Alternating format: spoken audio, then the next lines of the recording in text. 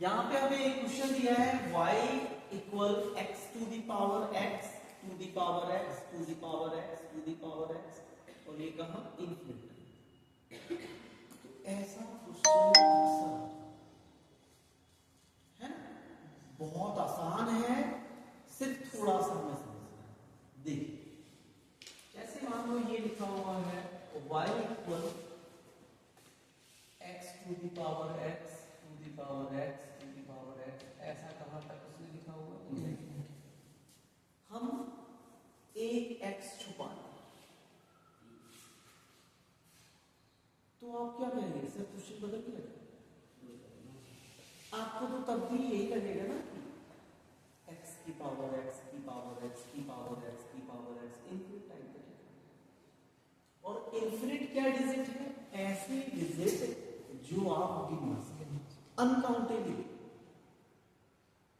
कहने का मतलब है कि जैसे मान लो हम आपसे कहें कि इस तालाब में कितना पानी भरा हुआ, आप मान लो गैस करके कह भी दो कि सर इतने लाख और इतने लीटर भरा हुआ है, हम धीमे से जाएं और एक लूटा भरे तो छुपा लेते हैं। अब बताओ तो आप क्या कहोगे, 1 लीटर कम करके बता दोगे क्या? पता ही नहीं पड़ेगा कि 1 लीटर आपने निकाल लिया कि नहीं, तब भी हमें लगेगा उतना ही। तो ये ऐसे ही है, तो हम एक x छुपा भी लें तब भी इसका मतलब हमें बताया कि हम अगर एक कम भी कर लें तो हमें कोई फर्क नहीं पड़ता, हमें ये y की ही वैल्यू लगेगी। तो हम इसको ऐसे भी लिख सकते हैं,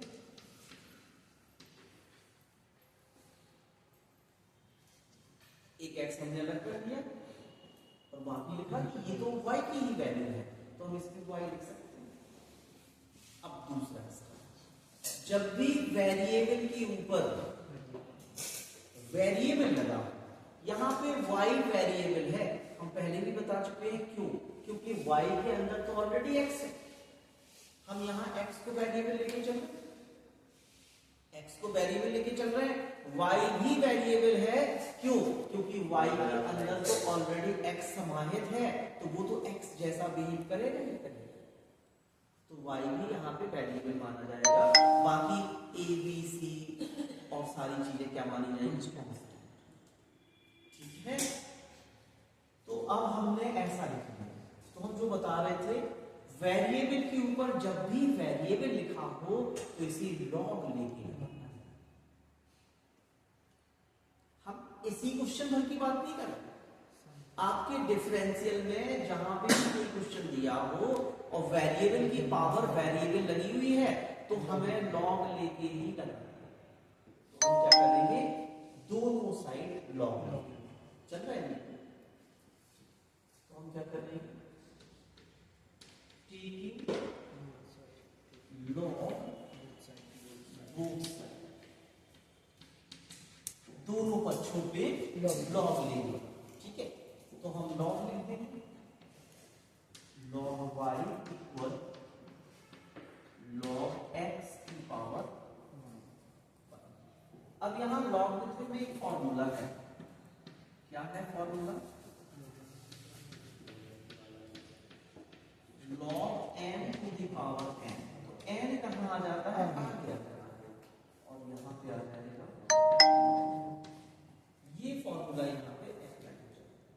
तो अब क्या हो जाएगा आपका, लॉग y इक्वल यहां आ जाएगा y और यहां आ जाएगा लॉग। अब हम करेंगे डिफरेंशियल, अभी तक सिर्फ हमें सिंप्लीफाई करना था, सिंप्लीफाई हो गया, अब होगा डिफरेंशियल। तो हम लगा देंगे dy अपॉन dx, ये dy अपॉन dx दोनों साइड लगेगा, तो ये हो जाएगा log y इक्वल यहां होगा dy upon dx y log। यहां देखिए अभी अभी हमने पढ़ा log x का क्या होता है 1 अपॉन x, तो log y का भी होगा 1 अपॉन y, लेकिन साथ में हमें dy अपॉन dx लिखना है। ये क्यों लिखना है, ताकि हमें पता पड़े y का डिफरेंशियल किया था लेकिन x के रिस्पेक्ट में, बाकी x में नहीं लिखते हम, लेकिन हमें y में लिखना पड़ता है, तो इसका हो जाएगा 1/y, और यहाँ लगेगा किससे, गुणा वाले से, प्रोडक्ट वाले से गुणा वाले से, दो टर्म के प्रोडक्ट का डिफरेंशियल करते हो। तो चलो दोनों फॉर्मूले हम लिखे दे रहे हैं। यहाँ पे dy/dx log x का क्या होता है, 1/x होता है, और दूसरा फॉर्मूला है dy/dx प्रोडक्ट का first term into second term. ठीक है, इसका लगेगा तो इसका क्या होता है हमें पता है, फर्स्ट टर्म जी होगा क्यों, डिफरेंशियल होगा सेकंड टर्म का, फिर प्लस लगता है, अब की बार सेकंड टर्म जी का क्यों, और डिफरेंशियल होगा फर्स्ट टर्म का। आगे बात समझ में, यानी पहला पद ज्यों का त्यों, दूसरे पद का डिफरेंशियल प्लस दूसरा पद ज्यों का त्यों, पहले पद का डिफरेंशियल। ये कब लगना है फॉर्मूला, जब दो पदों का गुणनफल। तो यहाँ पे देखो दो पद थे, एक पद y है और एक पद log x है, ठीक है ना, ये हमारा फर्स्ट टर्म कहलाएगा और ये log x हमारा क्या कहलाएगा, सेकंड टर्म। तो अब हम अप्लाई कर देंगे, ठीक है। देखिए यहाँ क्या होगा, यहाँ log y का क्या हो जाएगा 1/y, और साथ में आ जाएगा dy/, ये x का, ठीक है। जहां पे भी y का होगा वहां पे हमें ये लिखना होगा और पीछे ही लिखना होगा, आगे नहीं, ठीक है, इक्वल। अब यहाँ पे ये वाला फॉर्मूला अप्लाई होगा दो टर्म का, तो पहला है y, तो पहला ज्यों का त्यों डिफरेंशियल करना है log x, ठीक है। फिर आ जाएगा प्लस, अब की बार log x ज्यों का त्यों, और डिफरेंशियल करना है y, ठीक है। अभी सिर्फ हमने लिखा है, डिफरेंशियल किया नहीं है, अब कर देंगे तो क्या हो जाएगा, देखना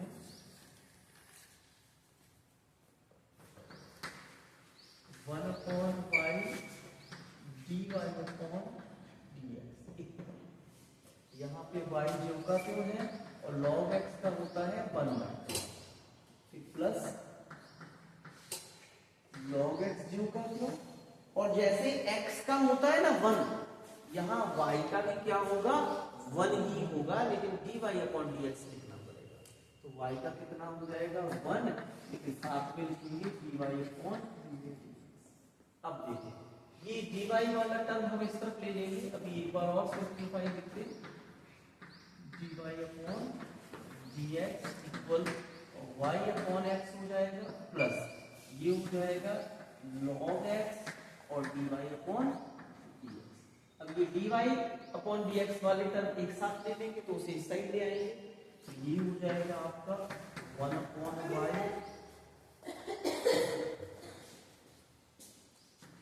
dy/dx, माइनस में आएगा log x dy/dx इक्वल में क्या बचेगा y/x। अब यहाँ कॉमन मिल रहा है, तो यहाँ कॉमन भी हमें पीछे ही लेना है, आगे लिखने का मतलब डिफरेंशियल होना है, और पीछे लिखने का मतलब ये है कि y का डिफरेंशियल x के रिस्पेक्ट में हो चुका है। तो हम ये कॉमन लेंगे दोनों, लेकिन कहाँ लिखेंगे, ब्रैकेट के पीछे। तो जब ये कॉमन जाएगा तो यहाँ से बचेगा 1/y, फिर माइनस लगेगा, ये कॉमन जाएगा तो बचेगा log x, और यहाँ पे लिखा जाएगा dy/dx, सामने क्या बचा y।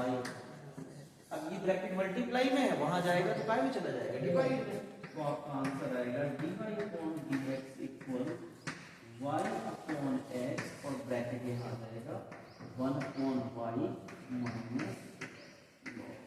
हम चाहे तो इतना छोड़ सकते हैं, चाहे तो एलसीएम और ले, तो एलसीएम लेंगे तो क्या हो जाएगा dy/dx इक्वल, यहाँ पे y/x नीचे, यहाँ हम इसके नीचे 1 मानेंगे, तो क्या हो जाएगा y और 1 का एलसीएम कितना आएगा, y आएगा, क्रॉस मल्टी हो जाएगा, 1 - y log ये चौथा टर्म है, चौथा टर्म कहाँ जाता है?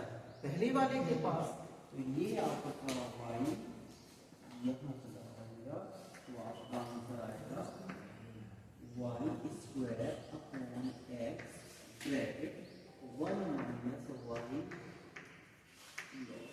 ये निकल भी छोड़ सकते हैं, कभी कभार प्रूफ के लिए आ जाएगा ये क्वेश्चन, और प्रूफ में हमें उतना ही लाना पड़ेगा, तो इसलिए हमने एंड तक कर दिया कि अगर प्रूफ में उतना लिखा है तो आप उसे भी कर लो। ध्यान दें बेटा, बातें नहीं ध्यान दें। ये भी वैसे ही क्वेश्चन है, कैसे? y इक्वल साइन एक्स की पावर साइन एक्स की पावर साइन एक्स की पावर साइन एक्स, खत्म ही नहीं होगा, इनफिनिट टाइम तक चलना। ठीक है ना? तो जैसे अभी लास्ट क्वेश्चन हुआ, हम उसी की तरह क्या करेंगे, एक साइन को छोड़ के बाकी जितने साइन है उसको हम y ही कहेंगे। जैसे हमने बताया बेटा, जैसे हमने बताया कि अभी एक तालाब से हम 1 लीटर पानी निकाल लें तो भी उसमें फर्क नहीं पड़ेगा, तो यहाँ पे भी वही होगा। तो हम क्या करेंगे, y इक्वल साइन एक्स की पावर y। आगे समझ में वैसे पैटर्न है। अब वेरिएबल की पावर वेरिएबल है तो क्या करना पड़ेगा, लॉग लेना पड़ेगा। तो हम लिखेंगे दोनों पक्षों में क्या करने पर लॉग लेंगे। दोनों पक्षों में हम क्या कर लेंगे, लॉग लेंगे। ये हो जाएगा log y equal log sine x.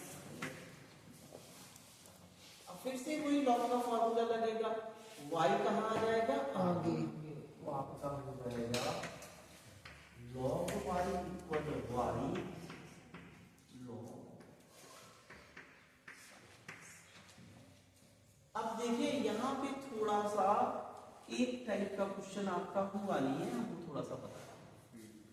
जब भी ऐसे क्वेश्चंस आए कि हमें उनके फॉर्मूले पता नहीं, जैसे यहाँ पे देखो 2 टर्म बनेगी, एक टर्म तो ये हो जाएगा और एक टर्म पूरा का पूरा। आपको फॉर्मूला पता है log x, यहाँ पे तो आ रहा है log sin x, तो ये टाइप अभी हमने बताया है ना। तो जब ऐसे सिचुएशन आए तो एक t मान के लगाया करते हैं, ठीक है, तो वो हम आपको बताए दे रहे अलग से। देखिए जैसे हमें डिफरेंशियल करना है log sin, हमें यहाँ पे सबसे पहले ये सोचना है, जब भी क्वेश्चन लिखेगा, अच्छा फॉर्मूले हमें याद होने चाहिए। अगर आपको फॉर्मूले याद हैं तो क्वेश्चन लिखते ही आपके दिमाग में फॉर्मूला घूमे। अब जैसे आप लिख रहे हैं log sin x, तो आपको लगेगा ये तो ऐसा होता था डिफरेंशियल ऑफ log x, यानी यहाँ पे ये चीज की जगह क्या होना चाहिए था, x। तो जब भी ऐसी चीज आ जाए जो फॉर्मूले में नहीं है, अनवांटेड है, हमें नहीं चाहिए, ऐसी चीजें आ गई हैं, तो उसे हम t मान लेंगे। क्या करेंगे, t मान लेंगे। तो हम माना लिखेंगे। अच्छा ऐसे कोई मेथड का नाम नहीं है तो लोग कह देते हैं टी वाला फॉर्मूला लग जाएगा, ये टी वाला मेथड है ही, तो बुक वाले अक्सर लोग टी ही मानते हैं। अच्छा कुछ बच्चे कहते हैं सर टी ही मानना, कुछ और नहीं मान सकते। कोई भी वेरिएबल, कोई भी नंबर हम मान सकते, कोई भी डिजिट मान सकते हैं, वो वेरिएबल कहलाएगा नहीं, क्योंकि उसके अंदर तो x होगा, तो हम यहाँ पे t मानेंगे।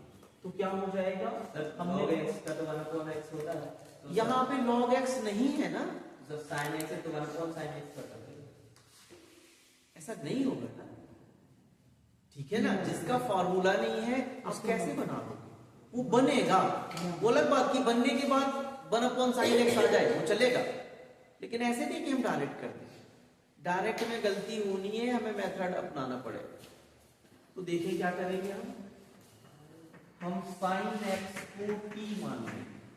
अब t माना तो डिफरेंशियल भी t की रिस्पेक्ट में होगा, तो यहां आ जाएगा dy/dt और आ जाएगा log t इनटू, ये मोस्ट इंपॉर्टेंट सिचुएशन, इनटू में हमें वो टर्म लिखना है जिसे हमने माना हुआ है। ये मत भूल जाना, बहुत बच्चे भूल जाते हैं, अपना काम निकला तो भूल गए चीजों। तो जिसको t माना है इनटू में वो वाला टर्म भी हमें लिखना है। तो हमने t किसको माना है, sin x को, तो यहाँ पे आएगा dy/dx और sin। मान लो अभी हम इसको भी नहीं जानते तो फिर हम इसे भी मानते, लेकिन अभी हम जानते हैं sin x का cos x होता है, तो ये हो जाएगा। ये हमें कब तक चलना होता है, जब तक हम लास्ट वाले का x के रिस्पेक्ट में कर पाए। तो यहाँ पे हम sin x का x के रिस्पेक्ट में कर पा रहे हैं, हमारे पास फॉर्मूला है, तो ये यही खत्म हो जाएगा। तो आपका क्या आ जाएगा, देखें log t का क्या होता है, जैसे log x का 1/x होता है, ऐसे log t का 1/t हो जाएगा। और फिर sin x का क्या होता है, cos x।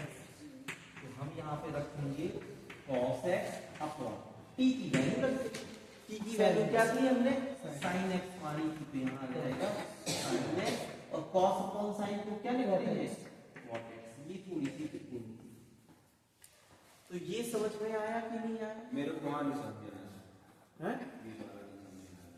चलो दूसरा समझो, नहीं तो इसी समझाएंगे, बीच वाले में कोई दूसरा समझो ना, तब तो समझ में आएगा। और ये एक चीज थोड़ी समझ में आए, जब तुम्हें उतना नहीं समझ में आई कौन और चीज में समझ है। अब तो भाई मास्टर बन जाओ तो फिर कैसे काम चले हैं। और हमने अभी समझाया था ना, वो तुम्हारे लिए क्या था, पहले आचरण पैदा करो तो मिलेगा, नहीं तो 10 बार पूछ लो तुम्हें ना मिलेगा। डॉक्टर और मास्टर ये दो ऐसी चीजें हैं कि अगर आप अपनी चलाओगे तो तुम्हें फायदा ना हो। तुम खूब अपनी चलाओ, ऐसे लिखी हो दवाई सही हो जाए, वो एक ये जहर की लिख दे, सही का आदमी ही साफ हो जाए हैं। डॉक्टर से तुम बहस कर सकते हो, या वो ऐसे ही लिखते हैं कि दवाई सही तबीयत होने के बावजूद जब उसमें है सही हो रही है, उस में एक लिख दे कि भाई तरफ से तो तुम्हें सही लग है, लेकिन कुछ बिगाड़ ज्यादा हुए हैं। तो पता पड़े ऐसे तो सही हो रही, तुम्हें लग रहा है सही हो रही, लेकिन पता पड़ो वो दूसरी बीमारी बन गई। अब वह बीमारी को इलाज ही नहीं है, लियो सबका कर लो। ऐसे ही टीचर है, वो तुम्हें सवाल समझा देगा और वो चाहे कि तुम्हें समझ में ना आए, नहीं आ सकता, क्योंकि वो जानता है ना। तो पहले जो चीज हम गए उसे सुनो, तुम अपनी सुनाओगे तो तुम्हें कुछ ना आएगा। मेरे को लगा, तुम्हें को लगा तो तुम अगर लगा होता तो तुम्हें मास्टर ना बन जाते हैं। चलो एक ये हो गया, एक और ले लेते हैं, ठीक है, कुछ भी ले लेते हैं, जो sin x स्क्वायर, ठीक है। तो इस पे दूसरा ब्रैकेट लगा, तो आपको लग रहा होगा ये log ही log पाएंगे, चलो log बताओ, अभी छोटी छोटी सिंपल। हमें इसका क्या करना है, डिफरेंशियल। अब जहां से आप ये क्वेश्चन लिखोगे आपके दिमाग में आएगा डिफरेंशियल ऑफ साइन एक्स। जानते हैं क्या, जानते हैं डिफरेंशियल ऑफ साइन एक्स जानते हैं। एक्स का क्या है यहाँ, ये एक्स स्क्वायर, ये हमारा एक्स्ट्रा है। हम साइन के साथ एक्स स्क्वायर नहीं पढ़ा हमने फॉर्मूला पढ़ा है डिफरेंशियल ऑफ साइन एक्स, तो ये एक्स्ट्रा है। जो भी एक्स्ट्रा है हम उसे मान लेंगे, तो हम क्या करेंगे, माना एक्स स्क्वायर इक्वल टी। अब क्या हो जाएगा, यहाँ आ जाएगा डी वाई अपॉन डी और यहाँ आ जाएगा साइन टी। और हमें याद रखना है, जो हमने बताया इनटू में जिसे हमें माना है उसे भी लिखना है। तो यहाँ पे आएगा D Y upon D X, और हमने डी किसको माना था, एक्स। आई बात समझ में। अब हम इसका तो कर पा रहे होंगे, एक्स स्क्वायर का एक्स की पावर एन से जानते हैं, तो फिर ये हो जाएगा साइन टी का क्या हो जाएगा, आपका cos टी हो जाएगा। और एक्स स्क्वायर का हम जानते हैं पावर आती है आगे, और पावर से एक घटा दिया जाएगा, एक्स की पावर n का क्या होता है, पावर आती है आगे और पावर में से एक घट जाता है। यहाँ हमने कर दिया। अब x वाला टर्म हम आगे लिख लेंगे तो 2x, 2 में से एक गया, एक पावर लिखी नहीं जाती, और cos और t की वैल्यू रख दो। t की वैल्यू क्या थी, तो आई बात समझ में, काफी हद तक आपको समझ में आ गई। चलो तो अब क्वेश्चन पे आ जाते हैं। तो ये हम मिटा दे रहे हैं, नहीं अब तो मैंने समझ लिया।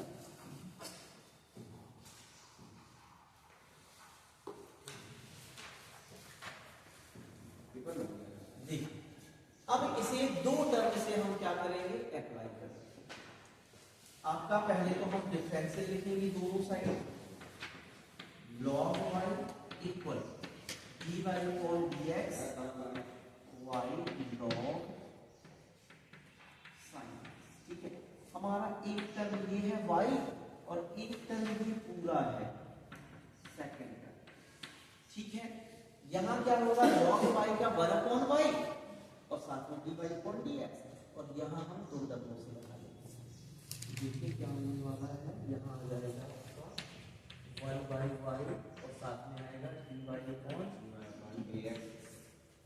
यहाँ दो टर्मों से लगाएंगे तो क्या होता है, दो टर्म का पहला जोड़, दूसरे का डिफरेंशियल, दूसरा क्या है log sin x फिर प्लस, आपका आपकी बार log sin x जोड़ dy अपॉन dx ऑफ, ठीक है। अब हम डिफरेंशियल करेंगे, इसमें हमें वही करना पड़ेगा t वाला, तो हमें नहीं आता है तो हम यहाँ पे लिख लेंगे, इसका फॉर्मूला नहीं पता हमें तो हम लिख लेंगे माना sin x इक्वल क्या, तो अब देखें यहाँ पे ये दोबारा कॉपी कर लेंगे 1/y dy upon dx। Exam में भी ऐसे बीच में हम करके बता देंगे, कोई दिक्कत नहीं है ना। और कोई चाहे कि हमें साइड से बताना है फिर वहां से कॉपी कर देना है तो वो भी कर सकते हो, तो हम इसी में करके चलते हैं। तो आपका y जो करते हो, यहाँ देखो t माना है तो क्या हो जाएगा dy upon dt log t, और जिसको t माना है उसका भी तो dy अपॉन dx। थोड़ा भूलो नहीं बीच बीच में, समझते जाओ मन के अंदर, है ना। फिर हो जाएगा आपका log x sin x, y का क्या हो जाने वाला है 1, जैसे x का 1 होता है y का हो जाएगा 1, लेकिन साथ में dy अपॉन dx लिखना है, ये जरूरी है। अब देखिए 1 upon y dy upon dx equal y, log t का क्या हो जाएगा 1 अपॉन t, sin x का क्या हो जाएगा cos x प्लस यहाँ log sin x होगा तो, और ये आ जाएगा dy अपॉन, ठीक है। अब ये हम dy अपॉन dx वाला टर्म इस साइड ले जाएंगे एक साथ में, तो क्या हो जाएगा आपका 1 अपॉन y dy अपॉन, और वो आ जाएगा माइनस में log sin और dy अपॉन dx इक्वल, यहाँ जो भी बचा हुआ है इसमें t की वैल्यू भी पुट कर देंगे, यहाँ आएगा y cos x upon, t की वैल्यू वापस रखते हैं, t की वैल्यू क्या है sin x, ये आपकी sin x, ठीक है। cos अपॉन sin को क्या लिख देंगे cos x, तो यहाँ पे हम कॉमन ले लें, तो कॉमन लेंगे तो कितना बचेगा 1 अपॉन y यहाँ से बचेगा, और यहाँ से माइनस का log sin x यहाँ से बचेगा, माइनस का log sin x, और ब्रैकेट के बाहर क्या आ जाएगा dy अपॉन dx, दोनों पे भी ब्रैकेट लगा दीजिए, ठीक है। और यहाँ पे आपका सामने क्या बचा y cos अपॉन sin को हम cot x, अब ये ब्रैकेट कहाँ जाएगा अपॉन, तो हम अपॉन में भेज देंगे, तो हमारा आंसर क्या आने वाला है, देखें आंसर आएगा dy अपॉन dx इक्वल, यहाँ आपका y cot x है, अपॉन में क्या आ रहा है 1 अपॉन y माइनस log, ठीक है। अब चाहो तो एलसीएम लेके वैसे ही कर लो जैसा उसमें किया, ठीक है ना पिछले में, तो ये y जब एलसीएम होगा तो कहाँ चला जाएगा, यहाँ चला जाएगा, तो हम डायरेक्ट लिख दे रहे हैं, तो dy अपॉन dx इक्वल यहाँ हो जाएगा y स्क्वायर cot x, यहाँ हो जाएगा 1 माइनस प्रॉपर्टी होगा तो y यहाँ हो जाएगा log, ऐसा ठीक है।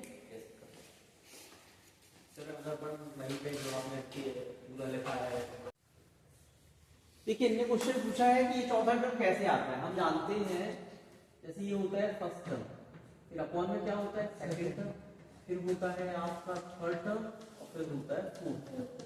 ठीक है, जब फ्रैक्शन में डिवाइड होता है तो क्या होता है, हमने बताया चौथा चला जाता है पहले वाले के पास और तीसरा जाता है दूसरे वाले के पास।